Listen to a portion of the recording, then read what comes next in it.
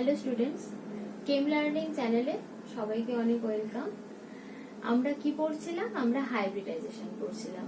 তো হাইব্রিডাইজেশনের আমরা sp3 আর sp2 এই দুটো শিখেছিলাম আগের ভিডিওতে। ভিডিওটা অনেক বড় হয়ে যাচ্ছিল, তাই জন্য আমি ওখানে sp-টা ইনক্লুড করতে পারিনি।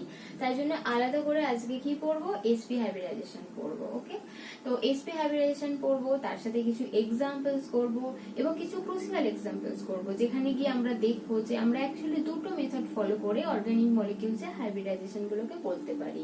ওকে, তো চলো আমরা শুরু করি। sp3 sp2 অলরেডি শিখে ফেলেছি, তো আজকে শিখবো sp হাইব্রিডাইজেশন আর কিছু এক্সাম্পল। সময় নষ্ট না করে চলো শুরু করা যাক। sp hybridization as for example ধরে নিচ্ছি acetylene CH triple bond CH। এখানে এই যে দুটো কার্বন sp হাইব্রিডাইজেশনে আছে, তো কিরকম ভাবে হচ্ছে সেটা একটু দেখি। কার্বনের অ্যাটমিক নাম্বার 6e, যেরকম ভাবে আমরা আগের ভিডিওতে করেছিলাম। তো এটার আমরা যদি ইলেকট্রনিক কনফিগারেশন লিখি,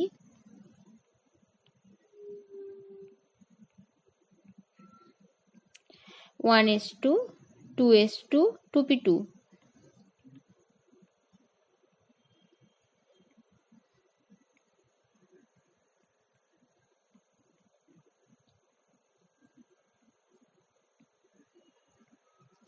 এটা হচ্ছে গ্রাউন্ড স্টেট কনফিগারেশন। এখানে আমরা এনার্জি দিলাম, এনার্জি দিলে এক্সাইটেড হয়ে একটা ইলেকট্রন এখান থেকে এখানে চলে যাবে। তার ফলে আমাদের ইলেকট্রনিক কনফিগারেশনটা কিরকম দাঁড়াবে? এখানে যেমন দুটো ছিল 1s2 তে, এখান থেকে একটা চলে গেল, তাহলে এখানে হলো এইটা। ওকে, তো এবার এই একটা এস আর একটা পি নিজেদের মধ্যে মিক্সিং আপ হয়ে, মানে হাইব্রিডাইজেশন হয়ে তৈরি করবে কি? sp hybrid orbital. একটা এস একটা পি, আর বাকি যে দুটো পড়ে রইলো সেগুলো আনহাইব্রিডাইজড অরবিটাল হিসেবে রয়ে যাবে। আমরা আগে দেখেছি আনহাইব্রিডাইজড অরবিটাল গুলো কিভাবে পাই বন্ডিং করে, তাহলে এরাও পাই বন্ডিং করতে পারে। আচ্ছা, এবার এখানে যে অ্যাসিটিলিন আমরা নিয়েছি, দেখো এখানে একটা হাইড্রোজেন আর একটা কার্বন আর একটা কার্বনের সাথে দুটো সিগমা বন্ড করেছে আর দুটো পাই বন্ড করেছে।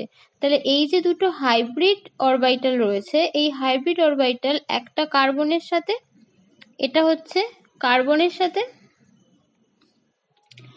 সি সি সিগমা বন্ড, আর আরেকটা এটা হচ্ছে হাইড্রোজেনের সাথে CH সিগমা বন্ড তৈরি করবে। আর এই যে দুটো আনহাইব্রিডাইজড অরবিটাল রয়েছে, এরা হচ্ছে দুটো পাই বন্ডিং করবে। তো চলো দেখি অ্যাকচুয়ালি ছবিটা কিরকম হবে। আগে আমরা অরবিটালের পিকচারটা দেখে নিই। অরবিটালের পিকচারটা হবে এরকম।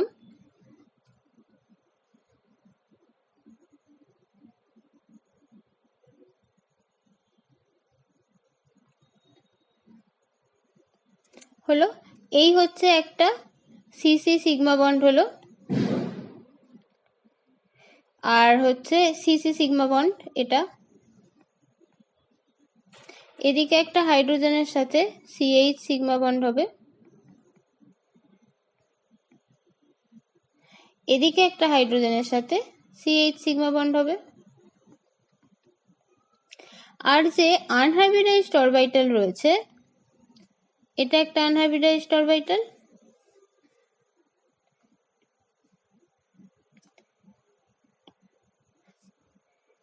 ধরে নিচ্ছি এটা এক্স অক্ষ বরাবর আছে বা এক্স অ্যাক্সিস বরাবর আছে, আর একটা ধরে নিচ্ছি ওয়াই অ্যাক্সিস বরাবর আছে। ওকে, তাহলে যেটা এক্স অক্ষ বরাবর আছে সেটার মধ্যে ওভারল্যাপিং হবে, হয়ে একটা পাই বন্ড তৈরি করবে, আর যেটা ওয়াই অক্ষ বরাবর আছে সেটা ওয়াই অক্ষের সাথে ওভারল্যাপিং হয়ে অ্যানাদার পাই বন্ড তৈরি করবে। আর যদি আমরা কার্বন হাইড্রোজেন দিয়ে আঁকতে চাই, তাহলে আমাদের স্ট্রাকচারটা হবে এরকম।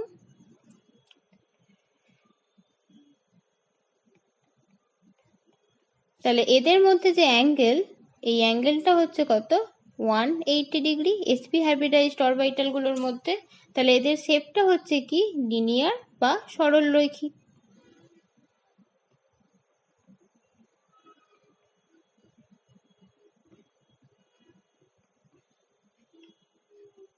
এই হলো আমাদের sp হাইব্রিডাইজেশন। হাইব্রিডাইজেশনের তাহলে কতগুলো এক্সাম্পল করা যাক। আমরা 3টে এক্সাম্পল নিয়েছি, এখানে সবই আমরা কার্বন কার্বন চেন নিয়েছি।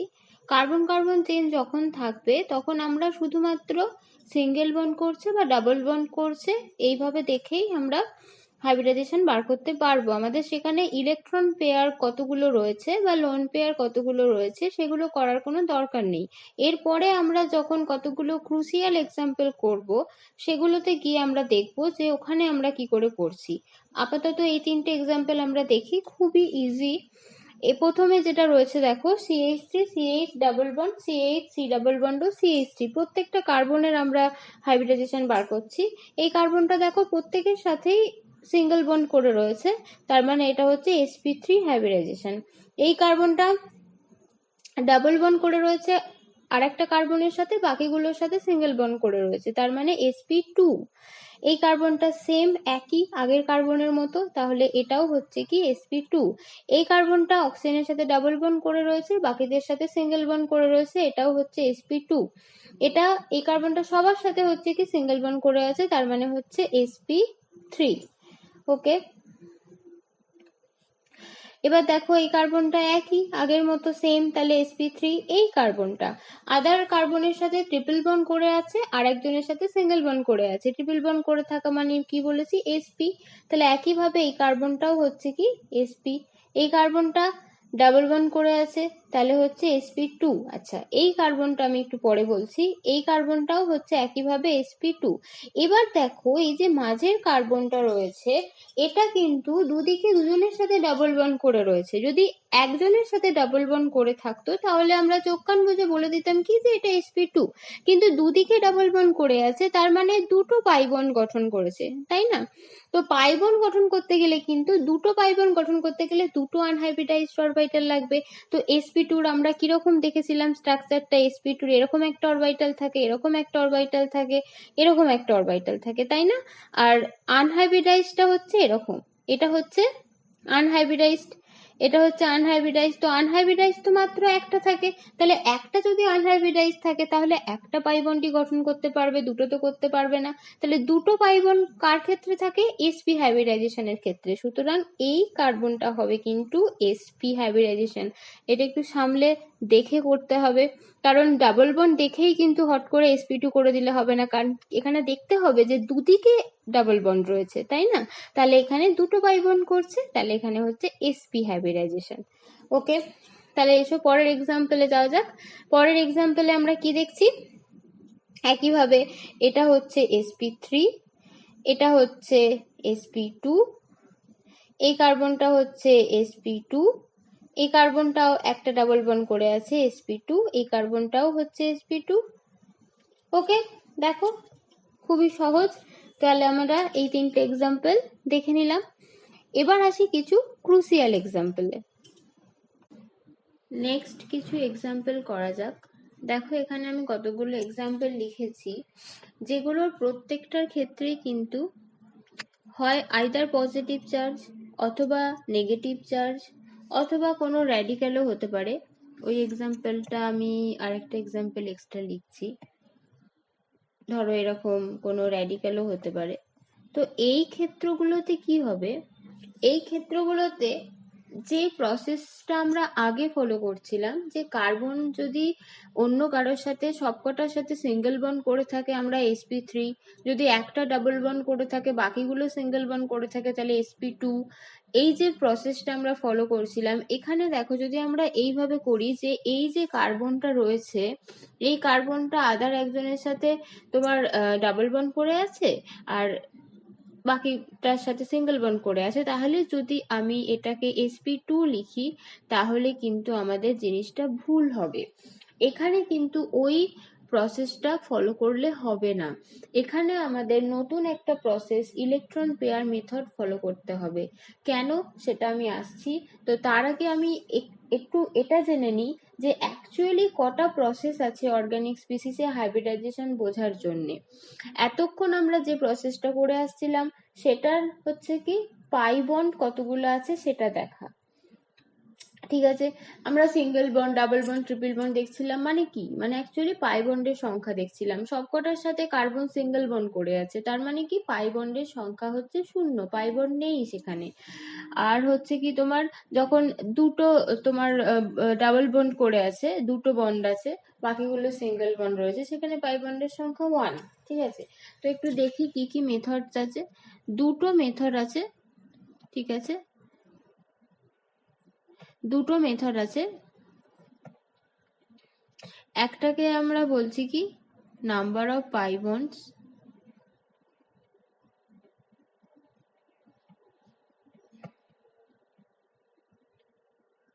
আরেকটা মেথড হচ্ছে কি electron pair method.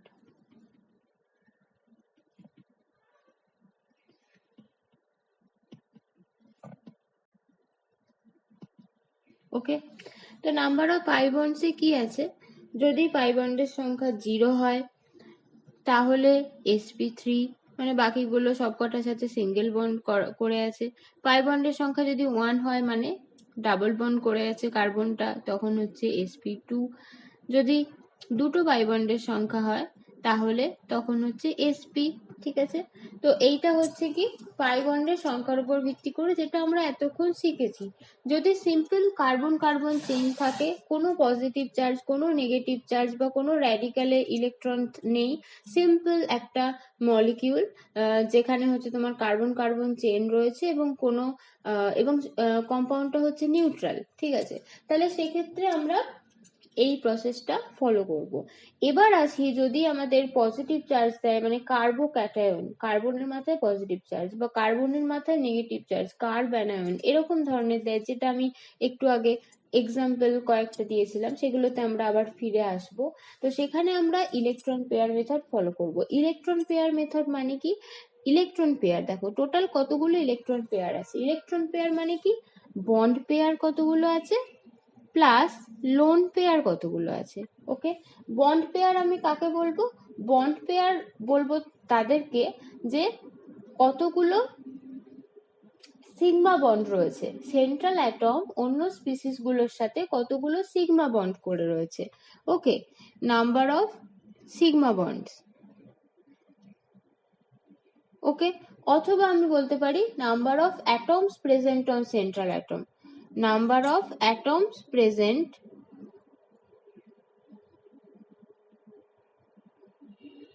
number of atoms present on central atom। ঠিক আছে, আর হচ্ছে কি লোন পেয়ার। লোন পেয়ার কাকে বলবো, লোন পেয়ার হচ্ছে কি কতগুলো লোন পেয়ার রয়েছে যেগুলো হচ্ছে কি কারোর সাথে বন্ডিং করে নেই, তো সেরকম কতগুলো লোন পেয়ার আছে তার সংখ্যা।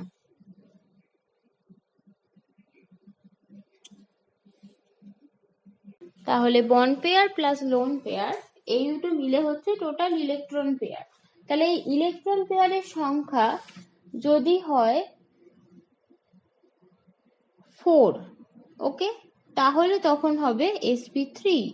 ইলেকট্রন পেয়ারের সংখ্যা যদি হয় 3, তাহলে হাইব্রিডাইজেশন হবে sp2। যদি ইলেকট্রন পেয়ারের টোটাল সংখ্যা হয় 2, তাহলে হাইব্রিডাইজেশন হবে sp।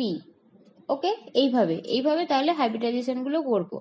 তো এই প্রসেসটা কখন ফলো করব, যখন আমি বললাম যখন কার্বোক্যাটায়ন থাকবে বা কার্বঅ্যানায়ন থাকবে, পজিটিভ নেগেটিভ চার্জ অথবা হচ্ছে কোনো র্যাডিক্যাল থাকবে। ওকে, তাহলে এসো দেখি এবার এক্সাম্পল গুলো। তাহলে প্রথমে দেখো এখানে একটা কার্বোক্যাটায়ন, তাই তো, তো এখানে ইলেকট্রন পেয়ার কতগুলো আছে আমি একটু দেখি।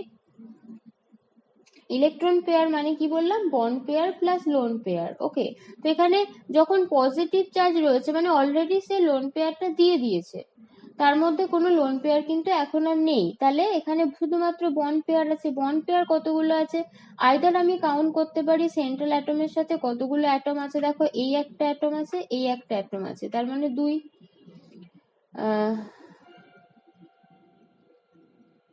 বন্ড পেয়ার, হ্যাঁ, তাহলে হচ্ছে কি এই একটা অ্যাটম, এই একটা অ্যাটম, তাহলে 2, ঠিক আছে। অথবা আমি কি কাউন্ট করতে পারি, অথবা কতগুলো সিগমা বন্ড আছে সেটাও দিয়েও আমি বলতে পারি। তাহলে দেখো CH, এটা একটা সিগমা বন্ড, এখানে একটা সিগমা বন্ড, তাহলে 2।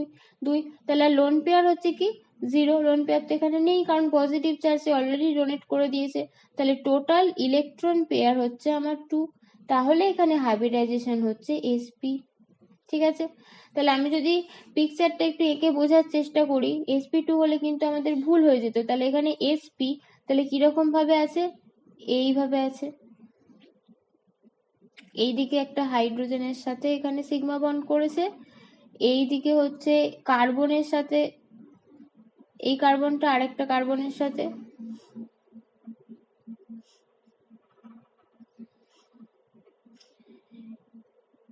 আরেকটা কার্বনের সাথে এদিকে কি করেছে, সিগমা বন্ড করেছে, ঠিক আছে। আর এখানে আনহাইব্রিডাইজড যে আছে, এই আনহাইব্রিডাইজড একটা আনহাইব্রিডাইজড অরবিটালের সাথে পাই বন্ড করছে, আর আরেকটা আনহাইব্রিডাইজড কি আছে, এখানে লোন পেয়ার ছিল যেটা চলে গেছে, ঠিক আছে। তো এইটা হচ্ছে কি আমাদের sp হাইব্রিডাইজেশন 1 নম্বর এক্সাম্পলে। ওকে ওকে 2 নম্বর এক্সাম্পলটা এসে ট্রাই করা যাক।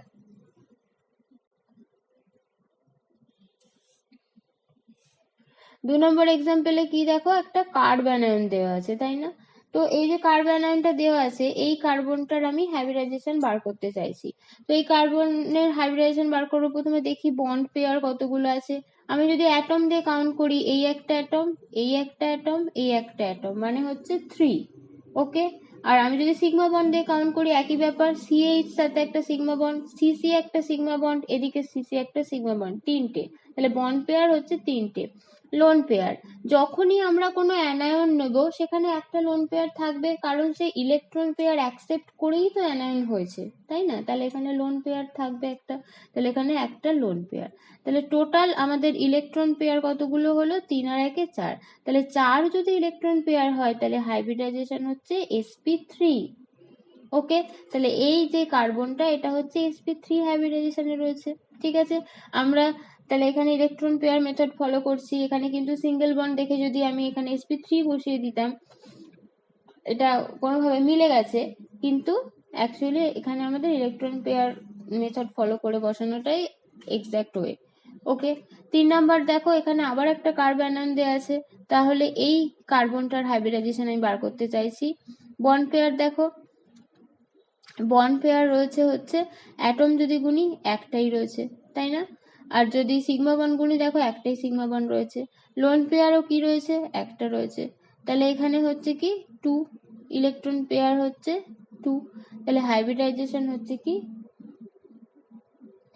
sp। ওকে। একইভাবে এখানে দেখো, এখানে একটা র্যাডিক্যাল দিয়েছে, তাই না। এই কার্বনটা যদি আমি হাইব্রিডাইজেশন বার করতে চাই, তাহলে বন্ড পেয়ার দেখো,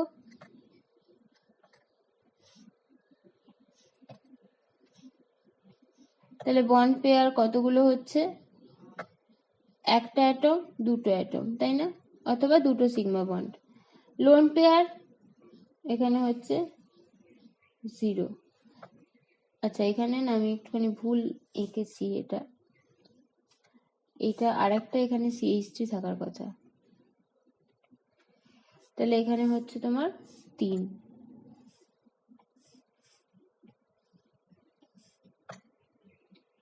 তাহলে ইলেকট্রন পেয়ার টোটাল হচ্ছে 3। তাহলে হাইব্রিডাইজেশন হচ্ছে কি sp2। ওকে। এই হলো র্যাডিক্যালের হাইব্রিডাইজেশন।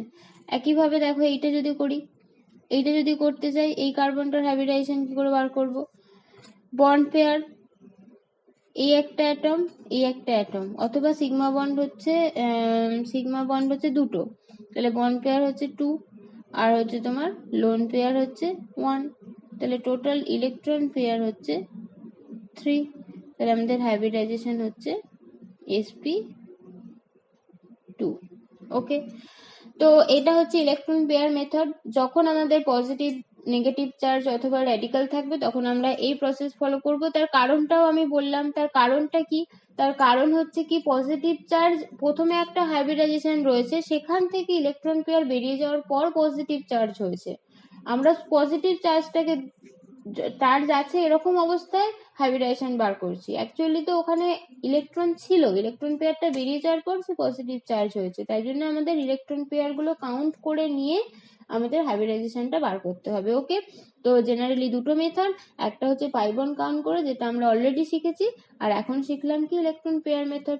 তো এই দুটো মেথড ফলো করেই আমরা সমস্ত অর্গানিক মলিকিউলসে কি কি হাইব্রিডাইজেশন আছে সেগুলো ঠিকঠাক ভাবে করতে পারবো।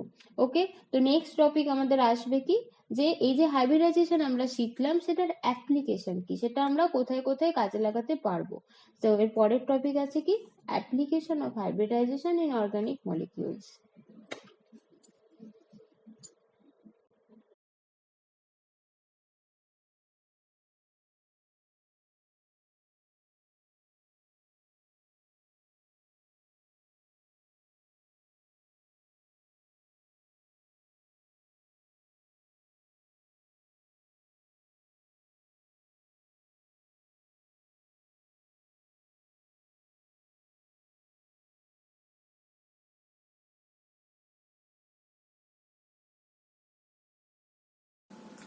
আমার ভিডিও যদি তোমাদের ভালো লাগে, যদি মনে হয় তোমাদের কোনো উপকারে লাগছে, এখান থেকে তোমরা কিছু শিখতে পারছো, তাহলে অবশ্যই সাবস্ক্রাইব করো, লাইক করো, যাতে আমি মোটিভেশন পাই পরের ভিডিও বানানোর। আর যদি পড়তে গিয়ে তোমাদের কিছু অসুবিধে হয়, বুঝতে কোথাও প্রবলেম হয়, নির্দ্বিধায় সেটা কমেন্টে লিখতে পারো যে এইটা বুঝতে পারছি না, আমি অবশ্যই রিপ্লাই দেবো। Thank you for watching.